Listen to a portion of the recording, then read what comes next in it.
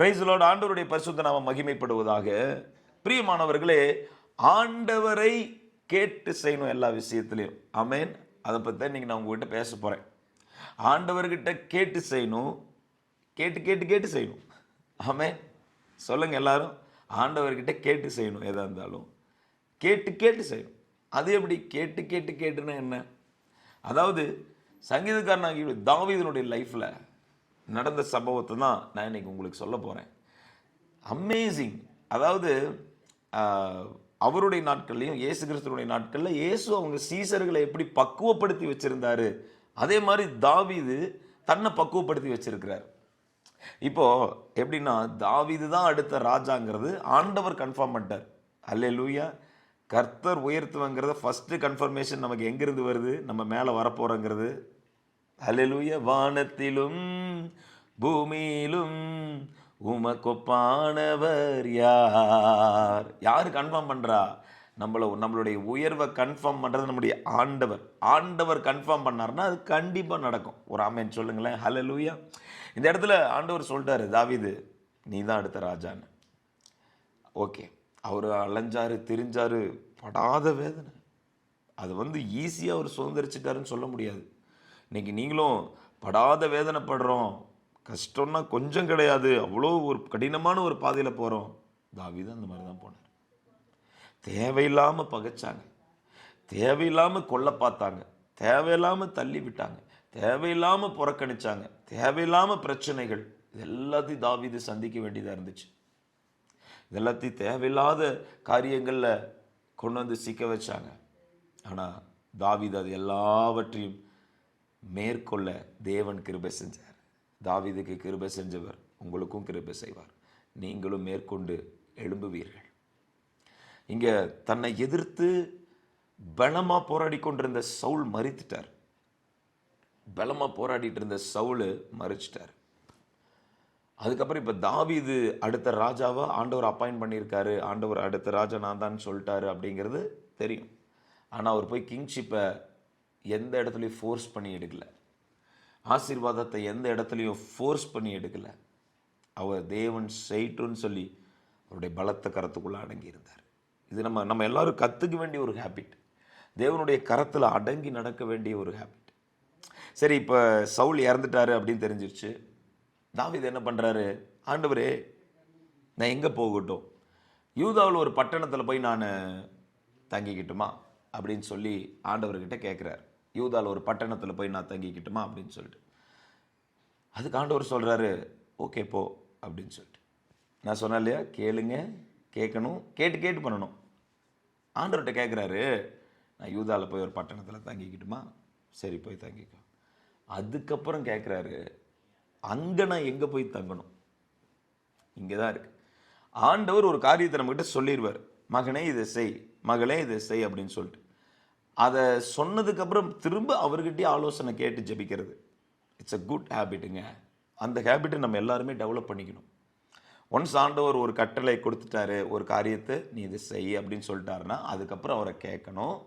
அதுக்கப்புறம் அந்த காரியத்தை எப்படி செய்யணுங்கிறதையும் கேட்கணும்.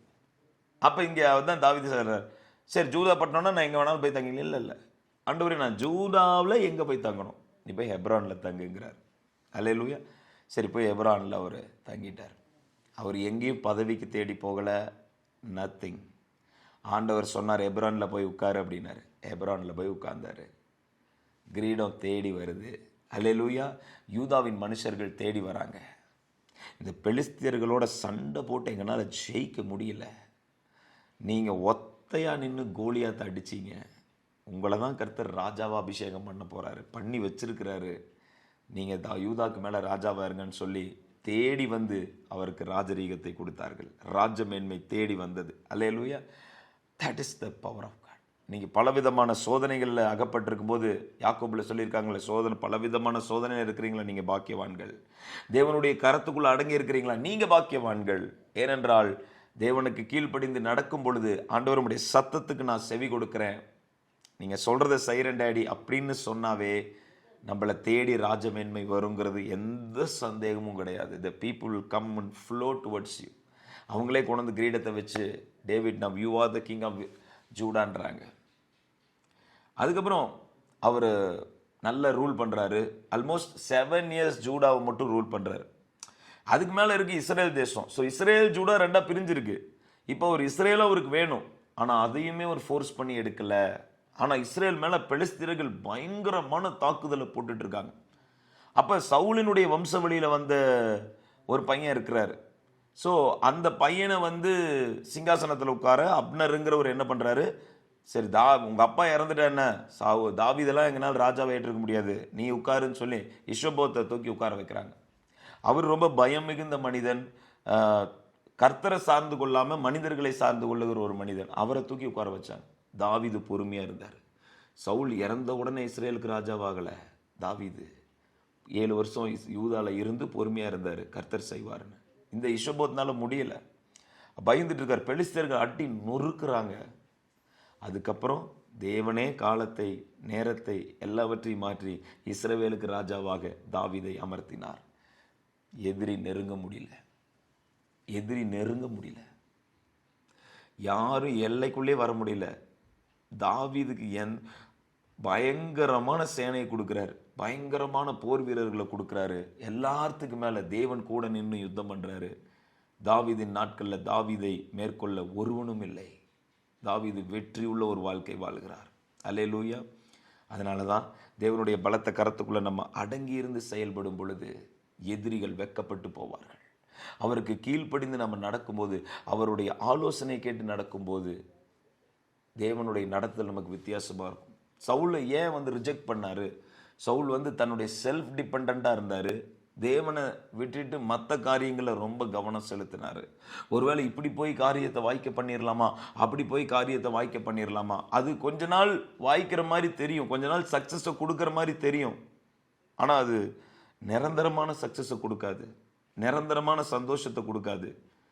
ஆனால் கர்த்தர் பாதத்தில் காத்திருந்து வாங்குற ஆசீர்வாதம் எல்லாமே ஆமென் நித்திய கிருபையோடு உன்னோட இறங்க வேண்டாவிதுன்ட்டார்.